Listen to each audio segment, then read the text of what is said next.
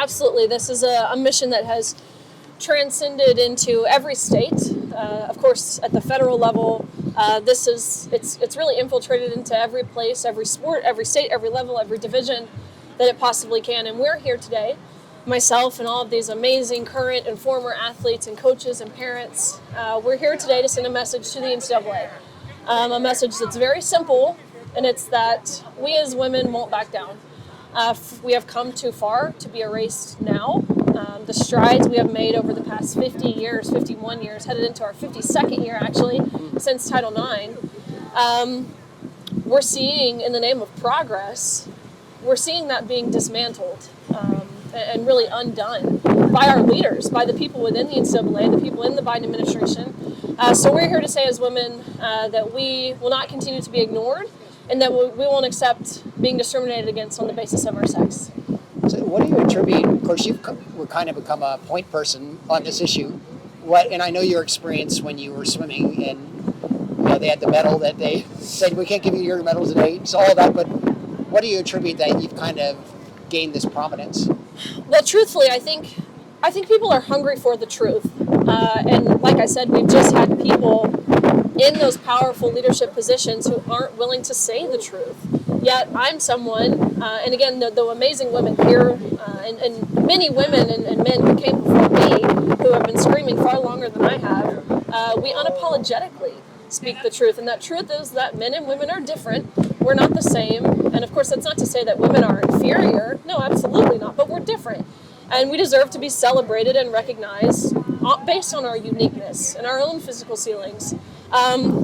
So I think courage has been the most, I would say the most admirable virtue that people are lacking out on, this country is lacking out on. We need more courageous people. And I would say people call me courageous, which is crazy for simply saying men and women are different. But in today's climate, it does take courage to say that.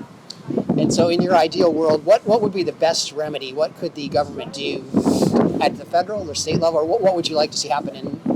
So what I think the solution is to this issue that even our press secretary says is a complex one, but really it's not, is exactly what we've been doing the past 50 years. Having two categories on the basis of our sex, one category for males and one category for females, where it warrants it. Of course, I believe co-ed leagues, that's a different story because it's been advertised that it's co-ed. Right.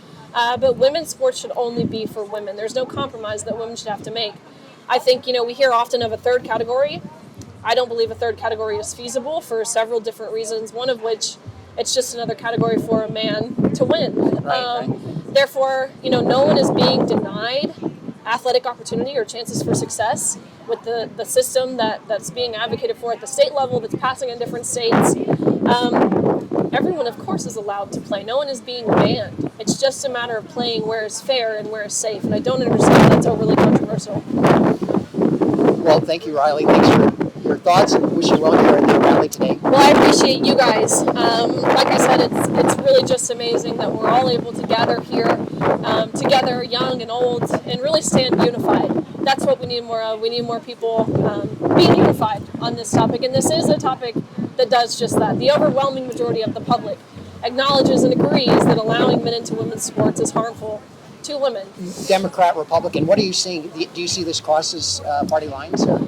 So this issue, I would say the gender ideology movement as a whole, but especially the issue as it pertains to sports, if you were to just look at the media and if you were to just see how politicians were voting, you would think this issue really is partisan, but it's not.